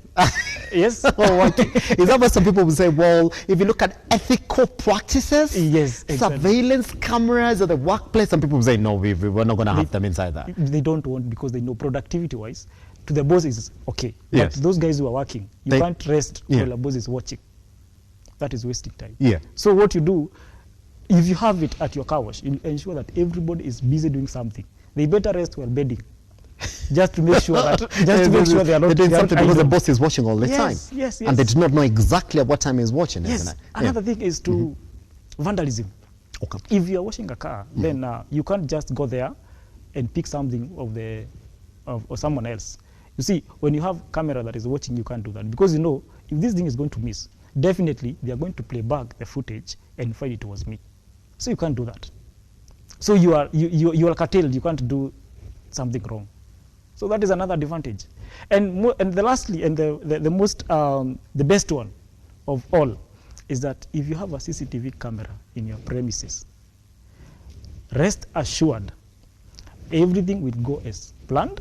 If you give instruction, they are going to be fall to the latter. Because if you don't, evidence is there. And there's no argument. Yeah, okay, I told you to do this at this time. You didn't do that. You haven't done it. Then playback. That's Why it. didn't you do this? Yes. Records are there. Yes. Msema ukweli yako pale. Pretty much. So you're saying that it's very good for records and also improving productivity Exactly. at the back, and also spotting vandalism, which is essentially the sole reason. That's why you put it there.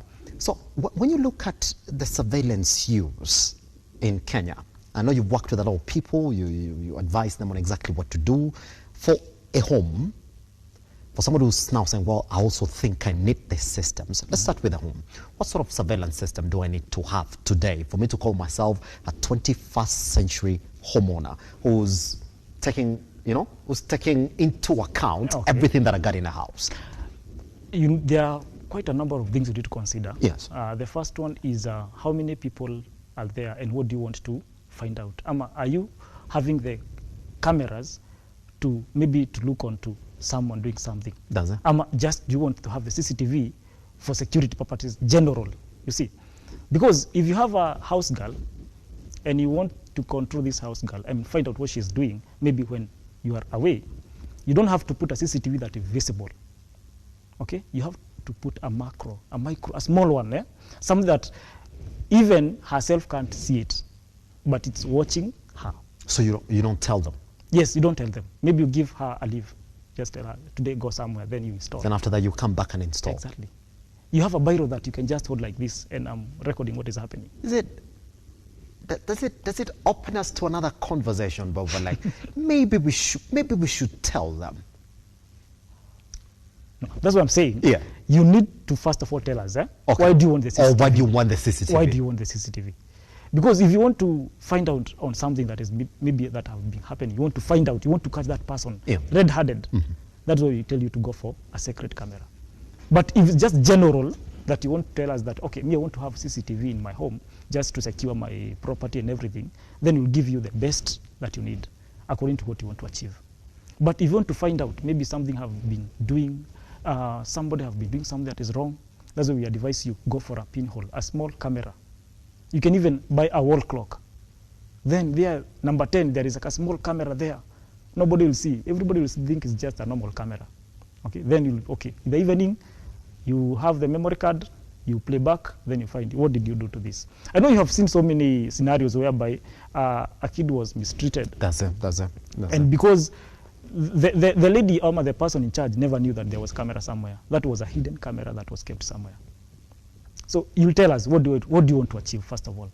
Then we give you the best. Can you get sued, especially by your, we'll stick to the law, can you get sued by your house help for installing a camera at their work environment without essentially telling them that there was a camera here that I'd installed? Are you protected as a homeowner? You're not. You're not? You're not, because, but remember, if I have that micro camera somewhere, definitely I'm looking for a bad thing. That's it. So if I get you red-handed, definitely you have no right to tell me that I did wrong. That's it. Because I have evidence. I was doing this to protect this. You see, that way I'm covered. That you had reason for the installation, Exactly. That's what you're saying. Yeah. You're covered from that end. Exactly. Pretty much. Now, on the second level of this surveillance systems, it is exactly what they're able to do within the house. Exactly. Would you also tell somebody that now, there are things that you're doing that essentially your surveillance system can help you do? Turn off your lights, turn off your showers. How useful are these integrated surveillance system, you would say? Are you going to be like my brother was saying, well, just avoid them for now. Don't jump into them this early. Or are you that person who's going to say, if there's a surveillance system that can help you handle issues in your house today, right now, jump into it? On that, I would say it's wise. Use it. Use it, because first of all, it's going to save your time. I don't have to walk from here, maybe 100 meters to go and open the gate. saves time and energy. Though it's good exercise, still I need to save time. Yes. Because time is everything. And they say time is money. So if this is going to help me do this, then why should I waste my time Jump doing into that? it, isn't it? Yes, so I go to it directly. Yes. No second thought. Yes. What is your view on door security systems? The ones that essentially you have to see the person who's coming in before then you let them into the door. Is that a must-have for any other business premise or homeowner, especially in the city? It's a must. Because personally I'm in business, so it's a must. Yeah. So it's a must. It's a must. Yes, it's because a must. Yeah. you need to know who is coming to your office. That's it. And why. Yeah. Because they have the audio capability. So I'll ask you who is there, and then you tell me why do you want to see Yes. them. Definitely, I think it's a must you have That's them. it. Especially the CEOs and those guys who have big offices. Yes, you just key in and ask who is there. Just see him there. Why do you want to come and see That's me? it. And then after that, you give him a go in. That's it. Yeah, you don't have to just tell somebody to come and you haven't even seen him. Yes. Yeah, maybe you owe him something. Pretty much. So let's just handle the question that is directly to you.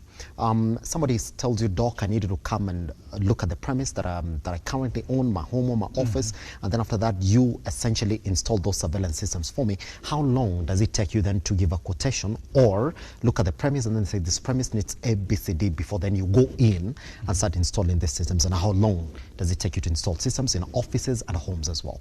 Okay, first of all, we'll consider the site, the location of the site, because you can't compare a site in Nairobi and in Mombasa.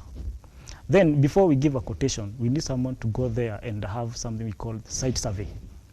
Just go there and find and tell us how many cameras do you need, because technically we need someone who can tell us instead of having 2 cameras here, we need 1.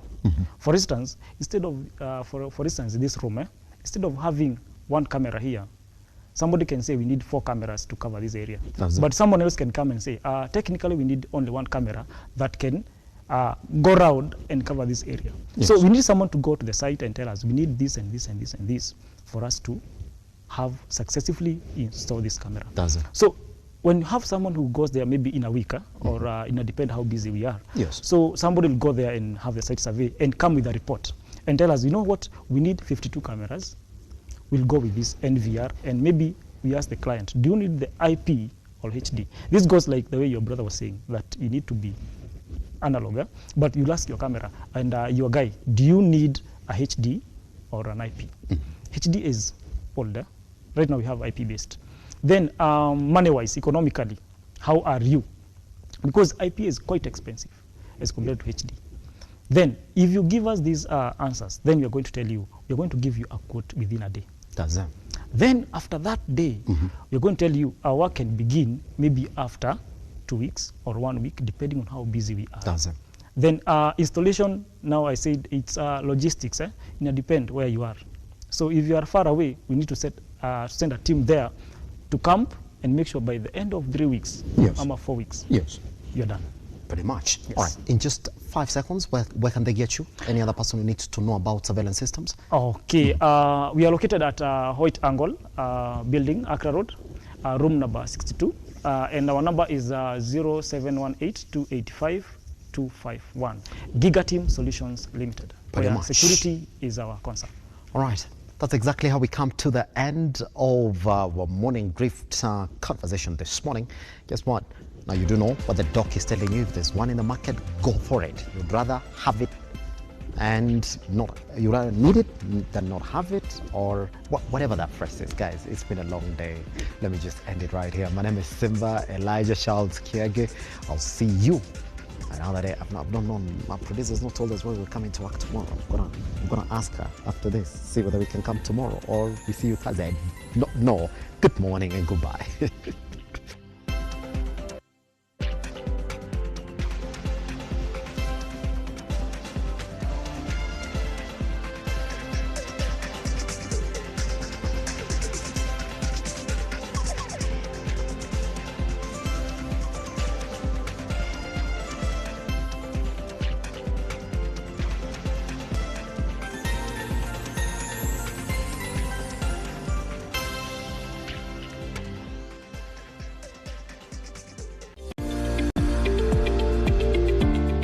value your feedback and welcome your complaints about our programming and operations.